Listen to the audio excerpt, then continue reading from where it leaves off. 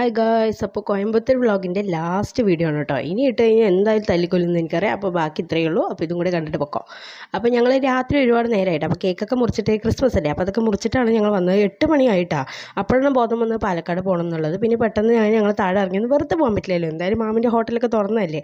പിന്നെ ഞാൻ കഴിച്ച അവിടുന്ന് പാർസലും മേടിച്ച് വെച്ചിട്ടുണ്ടായിരുന്നു കേട്ടോ. അഖിൽമ ബിരിയാണിയും കുറച്ച് ഐറ്റംസൊക്കെ മേടിച്ചിട്ടുണ്ടായിരുന്നു. അപ്പോൾ ഇക്ക എന്നോട് എന്തൊക്കെയോ പറയണം കേട്ടോ, ഇനി മാമനെ മാത്രമേ കൊണ്ടുപോകാനുള്ളൂ എന്ന്. അതുപോലെ തന്നെ എൻ്റെ മോനും അതുപോലെ തന്നെയായിരുന്നു കേട്ടോ. സത്യം പറയുകയാണെങ്കിൽ മാമനെ മാത്രമേ ഇനി അവിടെ നിന്ന് കൊണ്ടുവരാൻ ബാക്കിയുള്ളൂ. അതൊക്കെ കഴിഞ്ഞ് ഞങ്ങൾ വീട്ടിൽ പോവാണ് കേട്ടോ. അങ്ങനെ വെറുതെ പോയാൽ പറ്റില്ലല്ലോ, ഒരു കാപ്പിയൊക്കെ കുടിക്കേണ്ടതെന്ന് പറഞ്ഞിട്ട് ഒരു കടയിൽ കയറി.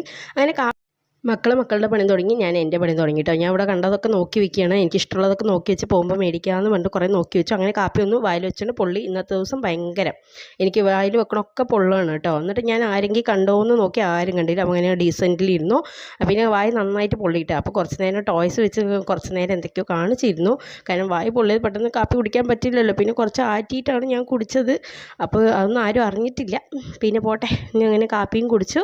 അത് കഴിഞ്ഞ് കുറച്ച് ഐറ്റംസൊക്കെ ഉണ്ടായിരുന്നു കേട്ടോ. അവിടെ ക്രിസ്മസ് ഒക്കെ ആയതുകൊണ്ട് കുറേ വെറൈറ്റീസ് കേക്കും അങ്ങനെ കുറേ ഐറ്റംസ് ഒക്കെ ഉണ്ടായിരുന്നു. ഞാൻ കുറേ കണ്ടുവച്ചതൊക്കെ മേടിച്ചിട്ടേ വന്നിട്ടുള്ളൂ.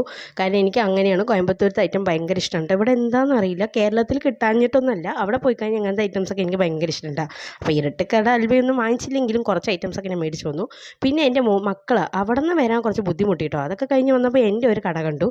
അതായത് ഈ പൈനാപ്പിളും മാങ്ങയൊക്കെ വെക്കണ കട കണ്ടാൽ ഞാൻ എന്തായാലും നിർത്തിക്കും കാര്യം കൊണ്ട്. അങ്ങനെ ഞാൻ കുറച്ച് അവിടെ നിന്ന് പൈനാപ്പിളും പിന്നെ കുറച്ച് പപ്പായ അങ്ങനെയൊക്കെ ഐറ്റംസൊക്കെ കുറച്ച് മേടിച്ചിട്ട് ഞങ്ങൾ വീട്ടിലേക്ക് വരികയാണ് കേട്ടോ. പിന്നെ അവിടെ നിന്ന് വാങ്ങിച്ച പാൽഗോവ വീട്ടിൽ വന്ന് കഴിച്ചു. അപ്പോൾ അത്രയേ ഉള്ളൂ. മാമൻ്റെ വ്ളോഗ് ഇത്രയേ ഉള്ളൂ കേട്ടോ. മാമൻ്റെ വ്ളോഗല്ല, കോയമ്പത്തൂർ വ്ളോഗ്. അപ്പോൾ അത്രയേ ഉള്ളൂ. ബൈ.